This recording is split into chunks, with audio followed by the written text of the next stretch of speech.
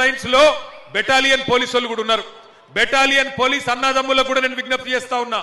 అన్న యాది పెట్టుకోండి, ఎలక్షన్లకు ముందు ఏక్ పోలీస్ అన్నాడు, రాష్ట్రమంతటా ఏక్ పోలీస్ విధానం తీసుకొస్తా అని చెప్పి నమ్మబలికిండు రేవంత్ రెడ్డి గారు. కానీ ఎలక్షన్లు అయిపోగానే మీకు కూడా మోసం చేసిండు. మోసం చేసి మీ కుటుంబ సభ్యులను కొట్టించిండు పోలీసులతో. 30 మందిని సస్పెండ్ చేయించిండు. ఇలా ఎలక్షన్లు ఉన్నాయి కాబట్టి యూసుఫ్ కూడా బెటాలియన్ లో ఉండే పోలీసు వాళ్ళకు మాత్రం సంవత్సరం జీతం బాకీ ఉంటే ఆ పైసలు వేసిండు, మిగతా వాళ్ళకు మాత్రం ఇస్తలేడు. ఇట్లాంటి మనిషిని నమ్ముదామా? మా పోలీస్ అన్నలు కూడా ఆలోచించాలని నేను కోరుతా ఉన్నా. ఇక్కడికి విచ్చేసిన పోలీస్ సోదరులను కూడా నేను కోరుతున్నా. హోం గార్డులు ఉన్నారు, పోలీస్ కానిస్టేబుల్ ఉన్నారు, మీ పెద్ద పెద్ద ఐఏఎస్ ఐపీఎస్ ఆఫీసర్లు, ఇన్స్పెక్టర్లు, డిఎస్పీలు ఎటన్న పోని సాధారణ పోలీస్ అన్నలను కూడా నేను అడుగుతున్నా, ఈ దుర్మార్గపు రాజ్యాన్ని దయచేసి సమర్థించకండి.